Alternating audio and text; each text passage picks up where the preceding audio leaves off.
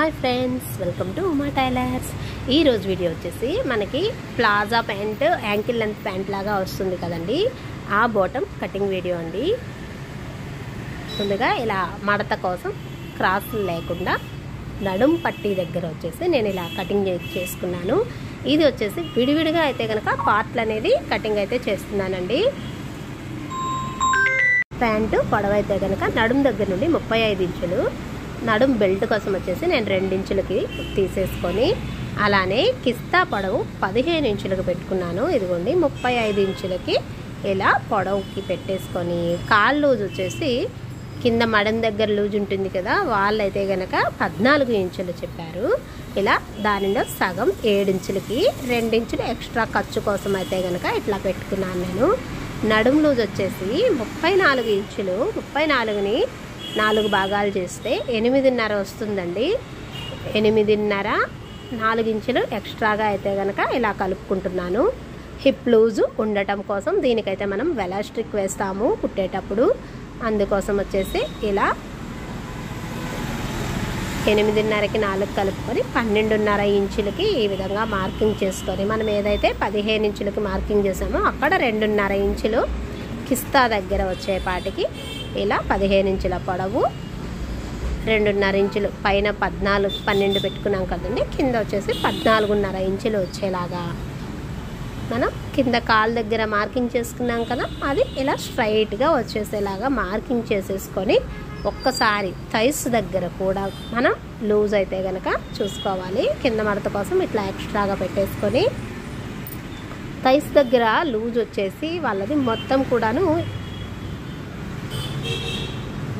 10.5 పెట్టానండి. అంటే 21 ఇంచులు వచ్చింది. 21 ఇంచులు అంటే 10.5 పెట్టుకున్నాను.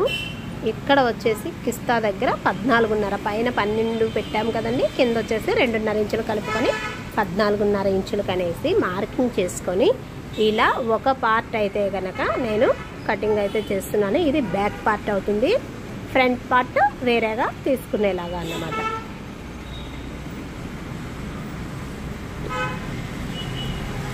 ఈ పార్ట్ కటింగ్ చేసుకున్న తర్వాత బ్యాక్ పార్ట్ కొంచెం మనకి లూజ్ ఉండాలి. హిప్ దగ్గర వచ్చేపాటికి కొంచెం కిస్తా దగ్గర హిప్ దగ్గర ఉండేపాటికి కాళ్ళు కూడాను ఒక 2 ఇంచులు 1.5 ఇంచులు లాగా లూజ్ అయితే ఉండాలి. నేను దాన్ని ఇట్లా మడిచేసుకుంటున్నాను లోపలికి. ఇలా మడత వేసేసుకొని మనం ఏదైతే ప్యాంటు ముందుగా కటింగ్ చేసుకున్నామో సేమ్ అలానే ఇది కటింగ్ అయితే చేస్తున్నాను. ఇది చాలా ఈజీ అండి. ప్యాంటు మనం స్టిచ్చింగ్ చేసుకునేటప్పుడు కొంచెం హిప్ లూజు, ఎలాస్టిక్ అట్లాంటివి చూసుకొని, సైడ్ జేబ్ కానీ చూసుకొని వేసుకుంటే చాలా ఈజీగా కరెక్ట్ ఫిట్టింగ్తో వస్తుంది బాటమ్ అనేది. ఇది 2 ఇంచులు ముందుగా ఎక్స్ట్రాగా పెట్టుకున్నాను కదండి, ఆ పార్ట్ అయితే బ్యాక్కి సేమ్ అట్లానే ఉంచేసేయాలి.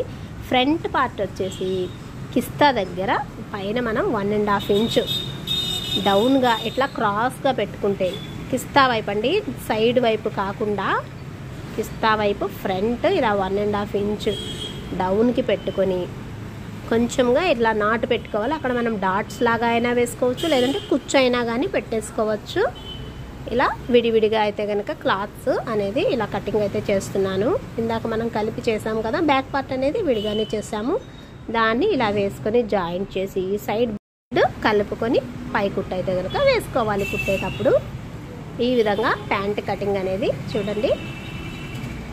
ఇలా యాంకిల్ లెంత్ ప్యాంట్ కిస్తా ఒక్కసారి చూడండి, కిస్తా దగ్గర కొంచెం డిఫరెన్స్ ఉంటుంది, ఆ మాత్రం తీస్తే చాలండి. మనం ఈజీగా బాటమ్ అనేది ఇట్లా బ్యాక్ పార్ట్ చూడండి లూజ్ ఎక్కువ పెట్టుకున్నాము.